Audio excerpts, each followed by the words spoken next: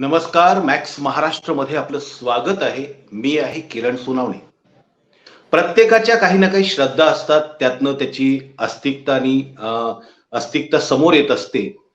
पण एकूणच आपण जर पाहिलं जगामध्ये तर नास्तिकतेचा बराच मोठा धसका लोकं घेत असतात.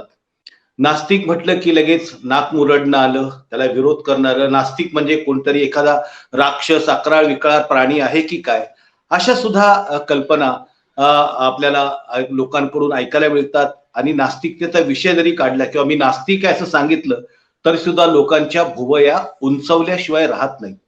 त्यामुळे आज आपण याच विषयावरती बोलणार आहोत, की नास्तिकतेची इतकी भीती लोकांना का वाटते? नास्तिकता नेमकी आहे काय? तर या संदर्भात बोलण्यासाठी आपल्यासोबत विचारवंत लेखिका आणि ज्येष्ठ अनुवादक मुग्धा कर्णिक आपल्या सोबत आहेत. स्वागत आहे तुमचं मॅक्स महाराष्ट्रमध्ये. नमस्कार. सुरुवातीलाच असा प्रश्न येतोय की पहिल्यांदा आपण आपल्या जे काही प्रेक्षक आहेत त्यांना सांगूया की नास्तिकता म्हणजे नेमकं काय आहे, त्याचा एकंदरीत आवाका किती मोठा आहे आणि काय आहे? नास्तिकता आत्ताच्या भाषेमध्ये बोलायचं झालं तर ती केवळ ईश्वर नावाचं कोणीतरी आहे, शक्ती आहे, यावर विश्वास नसणं म्हणजे नास्तिकता. भारतीय क्षेत्रामध्ये बघायचं झालं, वैचारिक क्षेत्रामध्ये, तर वेदप्रामाण्य नाकारणारी जी दर्शनं, तत्वज्ञानं होती, त्यांना सुद्धा नास्तिक म्हणत. म्हणजे त्याच्यामध्ये बौद्ध, जैन आणि त्याच सुमाराला आलेले लोकायत, चार्वाक किंवा बार्हस्पत्य सुद्धा त्यांना म्हटलं जात असे, आजीवक सुद्धा म्हटलं जात असे. तो जो एक पंथ होता, पंथ म्हणजे विचारांचा प्रवाह होता, ही सगळी नास्तिक दर्शनं समजली जातात, कारण त्यांनी वेदप्रामाण्य नाकारलं होतं. पण यांनी चार्वाकांनी म्हणजे चारुवाक, चांगलं मधुर बोलणारे ते चारुवाक किंवा चार्वाक, तो एकच माणूस असेल असं नाही, अनेक होते. आणि त्यांनी हे प्रथम सांगितलं की ईश्वर वगैरे कोणीही नाही. ईश्वर नसताना सुद्धा तुम्हाला आयुष्य चांगल्या प्रकारे जगता येईल आणि ते तुम्ही जगलं पाहिजे, कारण एकदा तुमची राख झाली की तुम्हाला परत काही या प्रकारे जगता येणार नाहीये. आणि म्हणून हे जीवन, हा लोक, इहलोक हेच सर्वस्व आहे असं मांडणारे ते चार्वाक हे सुद्धा नास्तिकांमध्येच येतात. याच्या पलीकडे जाऊन जगभरामध्ये निरीश्वरवाद असं त्याला अधिक नेमका शब्द आहे. एथिस्ट म्हणून त्यांना केलं, संबोधलं जातं. नास्तिकते संदर्भात सांगितल्यानंतर प्रश्न असा एक उपस्थित होतो की आता सध्या जे काही वातावरण चालू आहे किंवा यापूर्वी सुद्धा, की नास्तिकांची भीती का वाटते लोकांना? वास्तविकता नास्तिकाचं जे काही भांडण आहे ते त्याच्या स्वतःच्या वैचारिकतेशी आणि असलेल्या आजूबाजूला असणाऱ्या व्यवस्थेच्या मध्ये असणाऱ्या याच्याशी. नास्तिक काय मी असं सांगितलं किंवा त्याच्यावरती काही आस्तिकतेवरती काही प्रश्न विचारले की त्याची भीती का नास्तिकांची वाटायला लोकांना लागते? जसं आता तुम्ही मध्यंतरी मला असं वाटत नाही अशी भीती वाटते लोकांना. हे आताच जे सध्याची वातावरण निर्मिती जी झालेली आहे की आमचा धर्म, आमचा देव, आमचे देव आणि मग आम्हीच कसे सर्वात श्रेष्ठ, हा जो धर्म वर्चस्ववाद आहे त्यातून ही तयार केलेली आहे. कारण गेल्या शतकभरापासून आणि या शतकामध्ये म्हणजे 2000 सालाच्या नंतर निरीश्वरवादाचा प्रभाव वाढता राहिलेला आहे. त्यावरती खुल्या चर्चा होत आहेत. म्हणजे आपण जगाच म्हणूया, जगामध्ये याची फार खुलेपणाने चर्चा होते आहे. नास्तिकता आहे म्हणून कोणाला छळलं, ठार मारलं, हे इस्लाम धर्मीयांच्या जगामध्ये अजूनही होतं. म्हणजे अलीकडे बंगाल नास्तिक मुलाला त्यांनी अगदी कापून कापून ठार मारून टाकलं, हे तिथे होत आहे. पण ख्रिश्चनिटीमध्ये जे मध्यंतरी फार मोठ्या प्रमाणात झालं होतं, क्रुसेड्स जेव्हा चालू होत्या, इन्क्विजिशन चालू होते, तेव्हा ज्या प्रमाणात झालं होतं ते आता थांबलेलं आहे. काही लोक कुत्सितपणे बोलत असतील पण त्यांची भीती नाही वाटत, त्यांच्याबद्दल एक शंका वाटत असेल कदाचित की हे काय प्रकार आहे. आपल्याला जी गरज वाटते ईश्वराची, आपल्याला जी भीती वाटते म्हणून आपण ईश्वरावर श्रद्धा ठेवतो, त्याची यांना का गरज पडत नाही. आणि मग यांच्याकडे नीती नाही का? कारण त्यांच्याकडे सवय लागलेली असते की सगळं ईश्वराच्या भीतीने चांगलं करायचं, ईश्वराच्या भीतीने पाप टाळायचं किंवा पाप केलं तर त्याच्यात काहीतरी पांघरुण घालायचे प्रयत्न करायचे. आपल्याकडे हे जे हा नवीन प्रकार आहे सगळ्या नास्तिकांना टोकाचा विरोध करणं, कारण विवेक या गोष्टीशीच या सध्याच्या वातावरणाचं शत्रुत्व निर्माण झालेलं आहे. कोणी विवेक वापरला तर धर्मवर्चस्ववाद पहिला खड्ड्यात जातो. हो हो म्हणून हो ही हो भीती तयार केलेली आहे असं मी म्हणेन. बरोबर आहे. लोकांना नाही तर एवढं वाटत. म्हणजे मी आता बरोबर. 35 म्हणजे वर्षांपूर्वी भीती ही म्हणण्याचा अर्थ गोष्ट असा, की त्यांना असं वाटतं, की आपला माइंडसेट किंवा आपल्या ज्या काही श्रद्धास्थानं आहेत, आपली जी काही धारणा आहे, मानसिक धारणा आहे, त्यालाच हे लोकं एकंदरीत उद्ध्वस्त करायला येतायत की काय? मग माझा देव, माझी श्रद्धा, माझे विचार असं असं या अर्थाने त्यांना भीती वाटते की काय? पण असं वाटण्याचं खरं म्हणजे कारण नाही, कारण नास्तिकांची अशी काही झुंड नाहीये की ती देवळं फोडत निघालेली आहे. हां. किंवा कोणाच्या घरात शिरून त्यांच्या मूर्ती फोडते आहे, असं काही झालेलं नाहीये. म्हणजे हो. साम्यवादी रशियामध्ये असं काही काळ झालं होतं की ख्रिस्ताच्या मूर्ती वगैरे लोकांनी फोडून टाकल्या होत्या, तसबिरी टाकून दिल्या होत्या. पण आपल्याकडे तर तसं भीती वाटण्याचं काहीच कारण नाही, कारण नास्तिकांची झुंड मुळीच नाहीये आणि होऊ पण शकत नाही, कारण नास्तिक फार स्वतंत्रपणे विचार करणारे, अतिशय व्यक्तिवादी, व्यक्तिनिष्ठ असे लोक जनरली असतात. ते साम्यवादी असले तरच त्याच्यात फरक पडतो.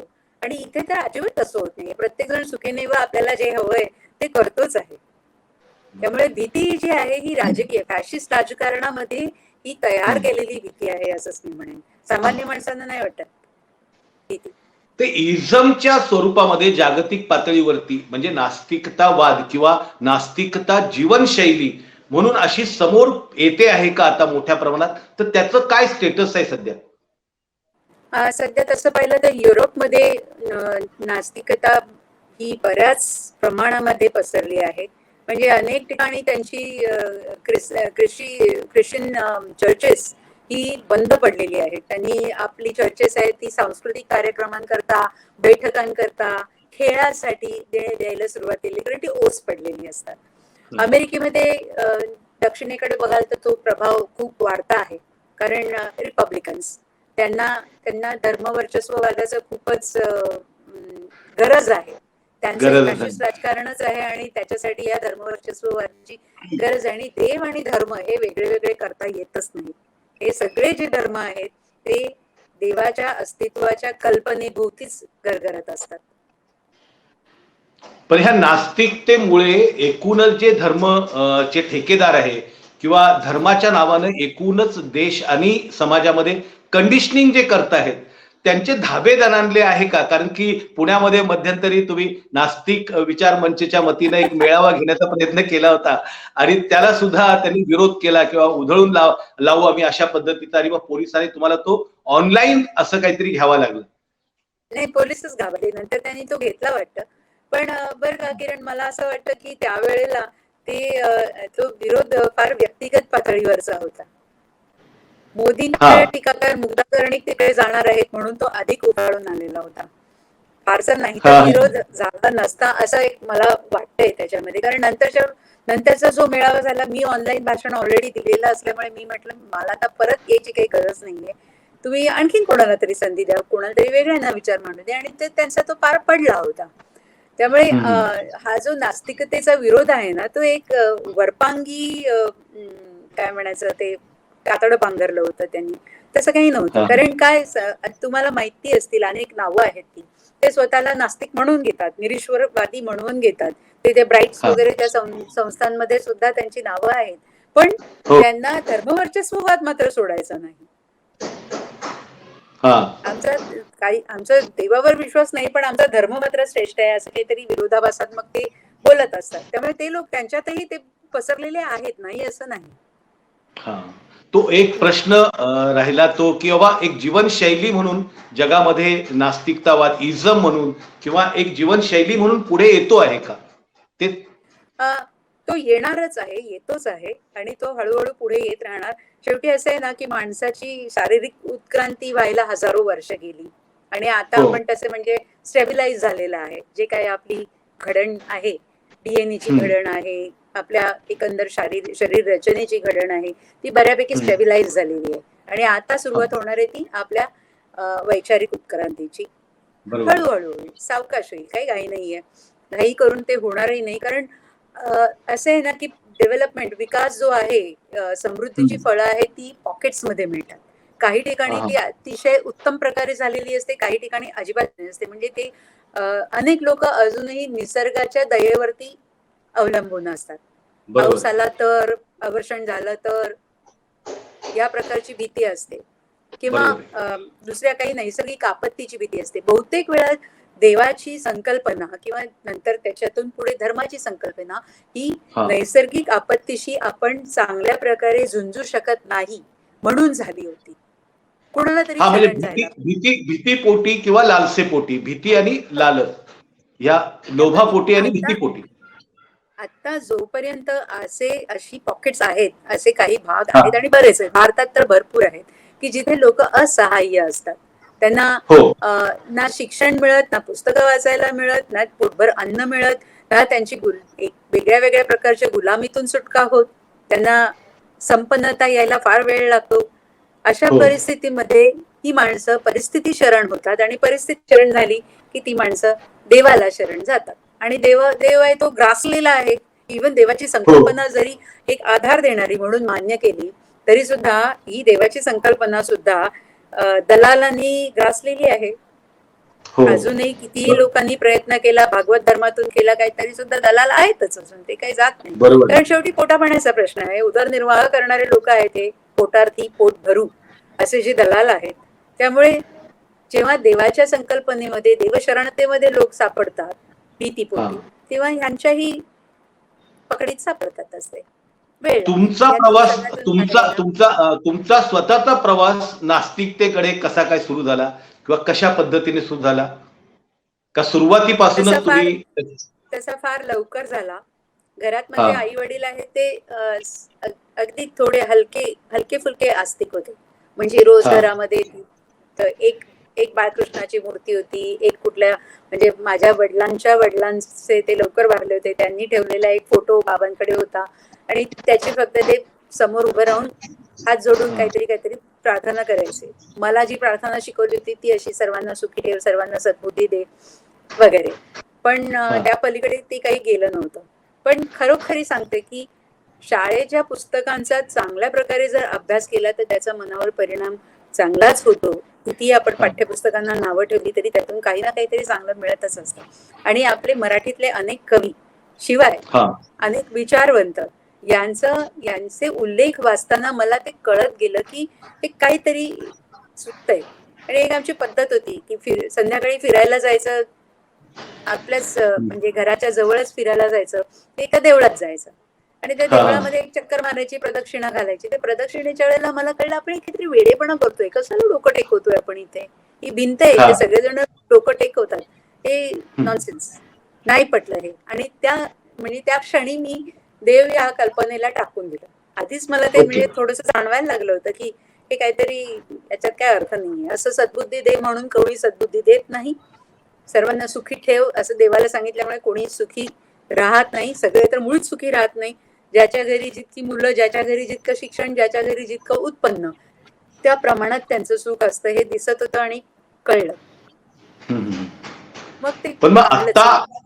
पण आत्ता आत्ता जे काही सध्या महाराष्ट्रामध्ये किंवा देशामध्ये चालू आहे, की काही काही लोक तर या विचारांचं राजकारण करण्यापर्यंत आलेले आहेत, की हा अमका अमका नास्तिक आहे म्हणून तो वाईट आहे, इथपर्यंत अशा पद्धती. आत्ताच नवीन नाहीये हे.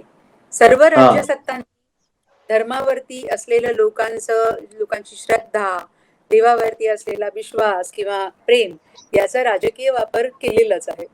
तो आपल्याकडे फॅशिस्ट राजकारणाचा टप्पा आत्ता सुरू झालेला आहे. म्हणून हा आपल्याला ते दिसायला लागलेलं आहे एवढंच. आणि नास्तिक ही शिवी म्हणून खरं म्हणजे घातली जात नसे. हा आपल्याकडे अनेकांना ही कल्पना होती की आपल्याकडे चार्वाक होते, आपल्याकडे लोकायत दर्शन होतं. हे माहिती होतं की हा हिंदू हम्म. धर्माच्याच एकंदर पसरट आवाक्याचा हा एक भाग आहे. हे अनेकांना माहित होतं. म्हणजे सुशिक्षितांना तर माहित होतं आणि ऍक्सेप्ट झालेलं होतं. हे आता हे सगळे नवीन आहे. हे पेटवलेलं आहे कारण त्यांना हिंदू राष्ट्र करायचं आहे, हिंदू वर्चस्ववाद करायचा आहे आणि जे काही लोकशाही स्ट्रक्चर आहे ते नाहीसं करायचं. आणि त्यांना असं वाटतं की नास्तिक म्हणजे ही शिवी घातलेली, पण ते खरं म्हणजे शिवी नाहीये. उदाहरणार्थ आता शरद पवार साहेबांना यांनी म्हटलं होतं ना की ते हा नास्तिक आहेत. ते हो म्हणजे काय चांगलं आहे, विवेकवादी आहेत ते. खरोखरी खरोखरी कितपत कट्टर आहे ते मलाही माहिती नाही. हा हा म्हणजे हा त्यांनी अशा प्रकारे याच्या विरुद्ध वर्तन करणाऱ्या लोकांवरती फार काही कडक कारवाई केलेली नाही, करू शकलेले नाही. म्हणजे आय एम रिफरिंग टू बिडे वगैरे कंपनी, त्यांच्यावरती नाही केली त्यांनी. कारवाई. त्यांचा सगळा मूर्खपणा चाललेला असताना सुद्धा. पण ठीक आहे, त्यांचा स्वतःचा याच्यावर विश्वास नाही. त्यांनी पंढरपूरच्या पूजेला सुद्धा बसायचं मला काही वर्षांपूर्वी नाकारलं होतं. या गोष्टी चांगल्या आहेत. लोकांना कुठेतरी ज्या मोठ्या नेत्याबद्दल काहीतरी प्रेम वाटतं, त्याचा फायदा त्यांनी अशा प्रकारे करून घेतला तर काहीच हरकत नाहीये. ते त्यांचा देवावर विश्वास नाही तर काहीतरी अनुयायांना वाटू शकेल की अरे ह्यांचा देवावर विश्वास नाही, आपण तरी का ठेवतो याचा एकदा आपण विचार करावा. एवढा विचार करायला जरी लागले लोक, बरोबर. प्रश्न असा एक परत येतोय की जसा जसा म्हणजे विज्ञानाचे वेगवेगळे शोध लागतायत, माणसाला पृथ्वी आणि इतर संदर्भातल्या वेगवेगळ्या प्रकारची माहिती येते, तसा तसा हा जो नास्तिकवाद आहे किंवा एथिइझम आहे तो जास्त वाढतो आहे का? म्हणजे त्याची संख्या आता जगामध्ये वाढतो आहे का? वाढत किंवा कोरोना जाणारच काळ आहे. आहे, कोरोनाच्या काळामध्ये खूप लोकांना त्या संदर्भात आपल्याला असं दिसेल की कोरोना काळामध्ये या संदर्भामध्ये लोक खूप मुखर होऊन किंवा स्पष्टपणे बोलायला लागले होते की बाबा आत्ता देव कुठे आहे, आत्ता मंत्र कुठे आहे, आत्ता तुमची जी सुपर पॉवर ब्रह्मा जो छू छा करून पटकन काही घालवतो, तर मग आत्ता तो का करत नाही? म्हणजे अशा प्रकारच्या संकट आणि शोधांमध्ये नास्तिकवाद वाढत जातो. वाढत जातो की नाही बघूया. मला आशा आहे की वाढत जाईल म्हणून. पण ह्या तात्पुरत्या संकटांचं कसं असतं की ते ते तात्पुरतं कारण असतं. त्याच्यामध्ये हा. पूर्णपणे विचार करून लोकांनी नसतं केलेलं की ते झालं आणि बघा देवानी काही नाही केलं. असं एक ती क्षणिक प्रतिक्रिया असते. शेवटी असं आहे की विवेक विवेकाने विचार करून देव आहे की नाही याचा एक खोल विचार करणं, याच्यासाठी तुमची वैचारिक प्रक्रियाच मोठी प्रदीर्घ असावी लागते. आणि हा. त्याच्यासाठी हे महत्वाचं आहे. तुम्ही आधी जे बोललात की जे शोध लागतंय, जग किती विस्तृत आहे हे कळायला लागलेलं आहे. जगपेक्षा विश्व किती विस्तृत आहे हे कळायला लागलेलं आहे. काही वर्षांपूर्वी आपल्याला अजिबात माहित नव्हतं की आपल्याला वाटायचं हे मिल्की वे आकाशगंगा हीच एक दीर्घिका असेल, पण त्या किती हजारो आहेत हे आता कळायला लागलेलं आहे. आणि आपण त्याच्यातले किती छोटेसे आहोत हे आता कळायला लागलेले आहे. तरी सुद्धा आपण महत्वाचे आहोत. आपल्याला हे कळू शकते की ते तिथे आहेत, गॅलेक्सीज तिथे आहेत, असे ग्रह तिथे आहेत, कृष्णविवर असू शकतात, त्यातून नवीन विश्व कदाचित निर्माण होत असतील. हे आपल्याला आता कळायला लागलं. ही गोष्ट खूप मोठी आहे. आणि हे जेव्हा लोकांना कळायला लागेल मोठ्या प्रमाणामध्ये, ज्यांना ज्यांना जसं जसं कळत जाईल तस तसे ते त्यातून बाजूला होतील, त्यांची मुलं त्यातनं बाजूला होतील जर त्यांनी ते चांगल्या प्रकारे आपल्या मुलांना दिलं. शाळांमधल्या शिक्षकांना सुद्धा हे वाटलं आणि दिलं. पण आपल्याकडे ते जरा अवघड आहे, कारण शाळांमधनच हे सगळे अशा प्रकारचे बिंडोक उत्सव साजरे केले जातात. घरी शाळेत पहिल्यांदा गेल्या गेल्याच प्रार्थना असते, देवा तुझे किती सुंदर आकाश, सुंदर प्रकाश देव देतो. सगळं चालतं. हा. आणि ते नाही केलं तर संस्कार नाही. हा बरोबर आहे. हा, हे संस्कार आहेत, बरोबर आहे. मग प्रश्न दुसरा एक असा याच्यातनं येतोय. गोष्ट आहे ती. संस्कार म्हणजे नैतिक संस्कार हवे. चांगलं काम करा, चांगलं बोला, दुसऱ्यांना मदत करा, सत्य वागा, सत्य जाणून घ्या आणि सत्य जाणून घेतल्यानंतर त्याच्या बाजूने उभं राहायला शिका. हे कळणं म्हणजे खरा संस्कार. ती कुठली तरी स्तोत्र कधीतरी कुठल्या तरी शतकामध्ये रचली गेलेली ती पाठ म्हणणं किंवा पोथ्या वाचणं किंवा व्यायाम करून एखादी पोथी वाचणं किंवा गुडघे टेकून एखादं बडबड बडबड करणं किंवा पाटावर बसून एखाद्या मूर्तीपुढे बसून, हे संस्कार नाहीत. हे कळायला अजून वेळ आहे. कारण मी म्हटलं तसं अजून ज्ञान पोचत नाही. माहिती सुद्धा आता थोडी थोडी पोचते आणि आपल्या व्हॉट्सअप युनिव्हर्सिटीमुळे माहितीची सुद्धा वाटत लागलेली आहे. चांगली माहिती सुद्धा धड पोचत नाही. पण एकूण असं चित्र येते की खूप सारी लोक असं बोलतात की बाबा आस्तिकता, देव अशा प्रकारची भीती माणसाला असलं पाहिजे. ती भीती जर नसेल तर माणूस स्वेर होईल, खुनी होईल, क्रूर होईल, अराजकता माजेल, असं सुद्धा म्हणजे बोललं जातं की त्यासाठी काहीतरी असा माणसावरती दबाव असला पाहिजे, नाहीतर मनुष्य असा वाह्यात जाईल, असं एक सुद्धा त्या संदर्भात बोलत. त्या संदर्भात ही कॉन्सेप्ट किती चुकीची आहे हे अगदी आपण थोडक्यातच उडवून लावू शकतो याला. कारण का प्रत्येक धर्माने पाप करा आणि मग प्रायश्चित्त घ्या अशी सोय करून ठेवलेली असते. धर्माने म्हणजे काय? देव मानणाऱ्या धर्माने. हे आपण इथे विशेषत्वाने दरवेळेला म्हटलं पाहिजे की हो तुम्ही काही पाप करा आणि मग त्याचं असं असं प्रायश्चित्त करा. ते ख्रिश्चन धर्मामध्ये तर इंडल्जन्सेस असायचे. म्हणजे तुम्ही हो काही हो विशिष्ट रक्कम चर्चला द्यायची, पोपला द्यायची आणि मग तुमची स्वर्गातील जागा पक्की होऊन जाते. आपल्याकडे सुद्धा हो प्रायश्चित्त असतात, किती हजार प्रकारची प्रायश्चित्त सांगितलेली आहे. मग तुम्ही म्हणजे ते काही हा करा आणि मग मांजर मारा आणि सोन्याचं मांजर व्हा, बैल मारा आणि सोन्याचा बैल व्हा, असले प्रकार सांगितलेले होते. त्यामुळे हा नैतिकता ही देवाधर्माच्या कृपेने कोणातही येत नाही. देवधर्म करून हा सुद्धा अनेक पाप करणारे लोक आपण पावलोपावली पाहतो. पावलोपावली हा पाहतो. हं. म्हणजे देशाच्या सर्वोच्च पदांपासून ते अगदी गावातल्या एखाद्या छोट्या शाळेच्या पिऊनपर्यंत सगळेजण चुकीच्या गोष्टी वागत असतात. किंवा एखाद्या हॉस्पिटलमधल्या वॉर्ड बॉय पर्यंत सुद्धा ते होतं. वरचे आणि खालचे त्यांची नैतिकता ही स्पष्ट नसते. मग ते हम्म. त्यांनी देवाच्या समोर नाक घासून जर म्हटलं की नाही मी चूक केली ही किंवा ते कन्फेशन करून टाकलं, तर मग ते म्हणजे ते सुटले का? म्हणजे ते नैतिक झाले का कन्फेशन केल्यानंतर? हा उलट नास्तिकांना पाप पुण्य, देव आपल्याला तारील, देव आपल्याला यातून सोडवेल, अशी काही मुभाच नसते. मी हम्म. जे करीन त्याच्यासाठी मी जबाबदार. मी चांगलं केलं तर त्याचं श्रेय मला, मी वाईट केलं तर त्याची शिक्षा मला. ही कॉन्सेप्ट नास्तिकांच्या मनामध्ये क्लिअर असते, असायला पाहिजे म्हणजे. आणि तोच खरा नास्तिकत्वाचा मोठा गुण आहे की आपण आपल्या कृतींसाठी जबाबदार असतो. आपण दुसऱ्या कुणालाही, ना देवाला, ना धर्माला, ना सैतानाला धरत नाही जबाबदार. हा म्हणजे कुठल्याही देवाला नाही किंवा सैतानाला नाही, पाप पुण्याच्या एकंदरीत त्याला सुद्धा आपण भीक घालायची नाही किंवा त्याच्या संदर्भातला विश्वास ठेवायचा नाही. पण नास्तिकतेच्या संदर्भात चर्चा करत असताना असे खूप सारे प्रश्न येतात की अजून माणसाची बुद्धी जी आहे ती देवाला ओळखू शकत नाही, तिथपर्यंत जाऊ शकत नाही. त्यामुळे इतक्या लवकर नास्तिकता हा अधिकृत मानणे चुकीचं आहे, असं सुद्धा एक आस्तिक लोक स्वतःचा स्टँड घेतात की तुम्हाला ते घेऊ एवढं दे ना. सगळं लगेच कसं काय, माणसाच्या बुद्धीच्या पलीकडे ईश्वर आहे आणि तो तुम्हाला नाही होऊ शकत. मग त्यामुळे मग तुम्ही ठीक आहे कसे ते काय हे करता? आमच्या बुद्धीच्या पलीकडे आहे हेच आम्ही म्हणतोय. हा बुद्धीच्या पलीकडे आहे, हा समजू शकणारा नाही म्हणून तो नाही, असं हा आम्ही स्पष्ट म्हणण्याचं धैर्य दाखवतो. आणि तुम्ही हो आता असं करू का तसं करू, असं करू का तसं करू, असा विचार करत तिथेच घुटमळत राहता. एवढाच हा फरक हा आहे नास्तिकांच्यात आणि आस्तिकांच्यात. ते सुद्धा किती वेळा तरी म्हणतात, हा देव मेला कुठे, करतोय काय? हं? हा असं हा म्हणतात. म्हणजे शंका त्यांच्याही मनात असते. त्यांच्याही बरोबर मनामध्ये अज्ञेयवाद असतोच अनेकदा. पण हा तरी सुद्धा ते एक इंद्रिया पडिले वळणं असं असतं हो ना, की ठीक आहे आता मना आई पडेल वडिलांनी पडेल वळण केलं, तशा घरातले पद्धतीने. सगळे करतात, तर आपणही हा. केलं पाहिजे. असं एवढंच असतं त्याच्यामध्ये. पण ते उलट असं म्हणतात इतर की बाबा परिस्थितीत देवाच्या ह्याच्यामुळे किंवा आस्तिकतेमुळे अनेक उत्सव, अनेक संस्कार, आनंदाचे क्षण मिळतात. आम्ही ठीक आहे, आम्ही देव वगैरेचं हे वेगळं ठेवूया, पण त्या निमित्ताने एक कुटुंब कुटुंब वेगवेगळ्या प्रकारची नातीसंबंध बळकटीकरण होतात. मग त्याचं काय? मग हे सगळं तुम्ही ते सोडून अगदी दिलं आणि असं शुष्क, त्या नीरस असं कसं काय जगता येईल? अजिबातच नाही ना. मला दिवे लावायला खूप आवडतात, मला फुलं खूप आवडतात, मला सजावट करायला खूप आवडते. ती मी कधीही करू शकते. तुम्हाला दिवाळी सारखा एक दिवाळीचा सण, प्रकाशाचा सण म्हणून करायचा असेल, तर तो करायला माझी काहीच हरकत नसते. ठीक आहे, ते आपली हा एक परंपरेने चालत आलेलं म्हणून करा. पण ते बाकी सगळे नॉनसेन्स आहे.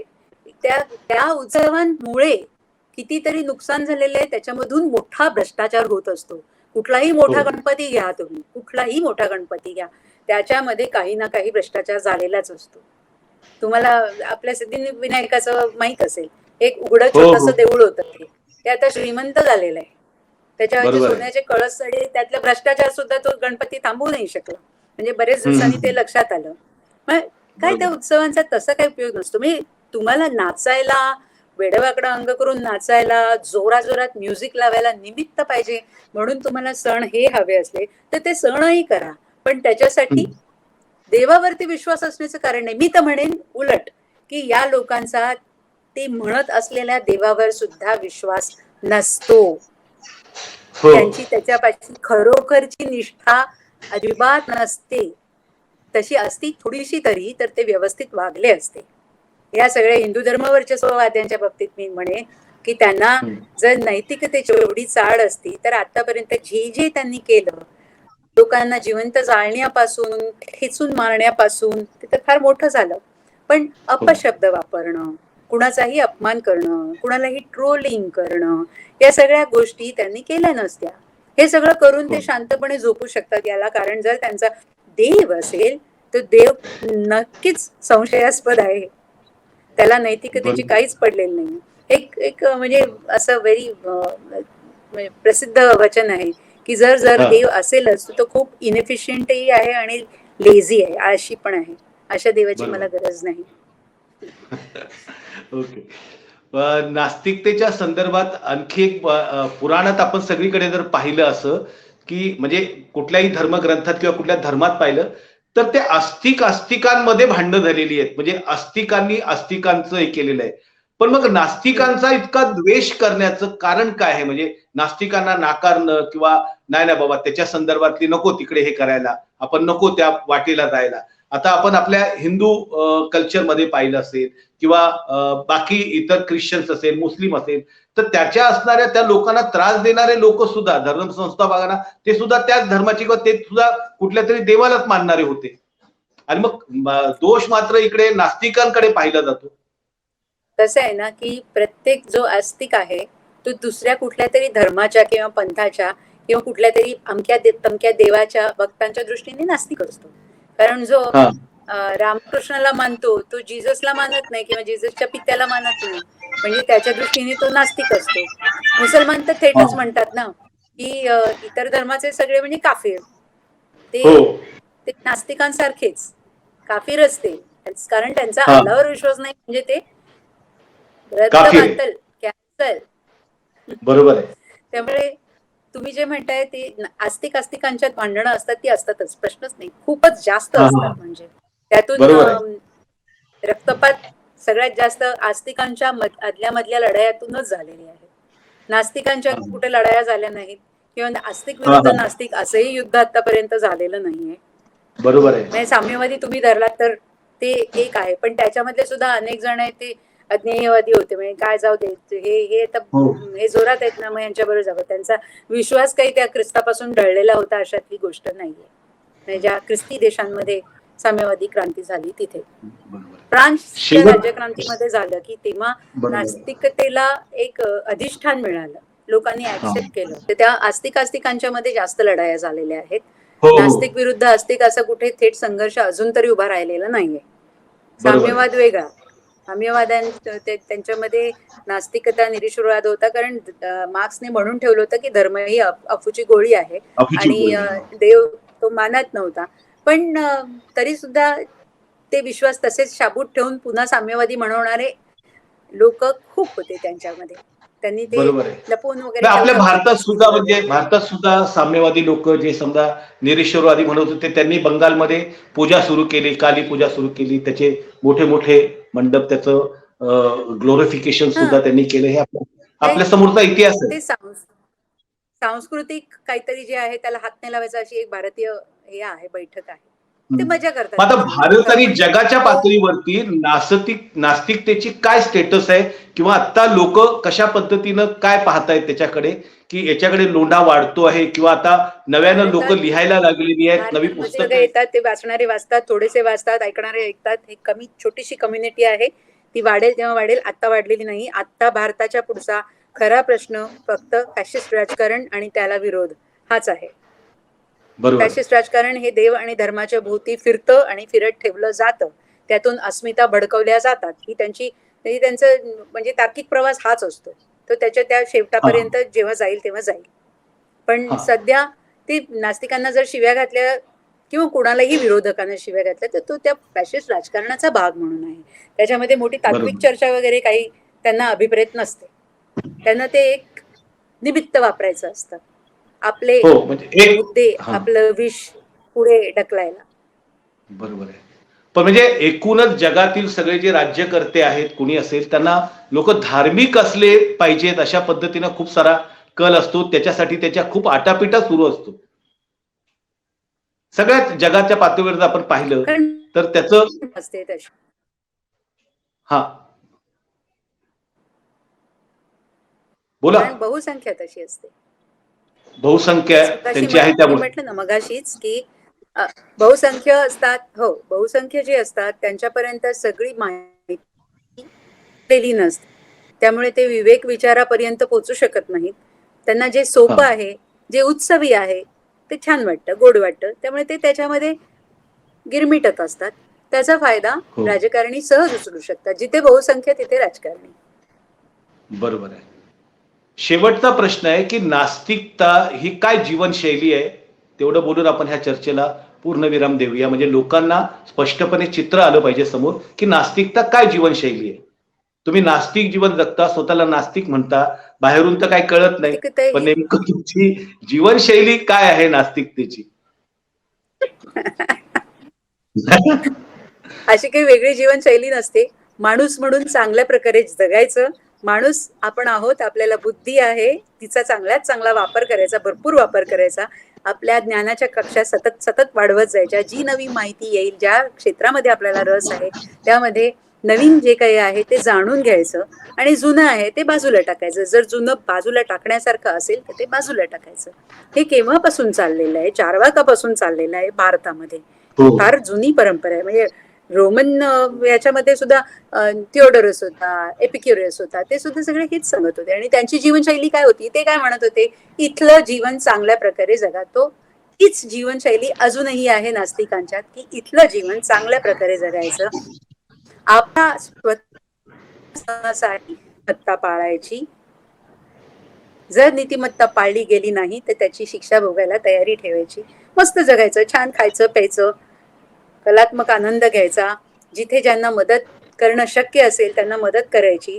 सामाजिक न्यायाच्या बाजूने सतत उभं राहायचं, कारण सामाजिक न्याय नसेल तर माणूसपणाला अर्थ नाही. बरोबर, म्हणून सतत त्या बाजूने उभं राहायचं, ते कधीच टाकून द्यायचं बरोबर, नाही. हीच बरोबर. खरी नीतिमत्ता आहे. आणि विचारानं डोक्याला ताप होतो म्हणून विचारानं त्याला ताप करून घ्यायचा. किती वैताग आला, किती फ्रस्ट्रेशन आलं तरी सुद्धा न घाबरता, न थकता विचार करत राहायचा आणि जे योग्य हो. असेल तेच करायचं.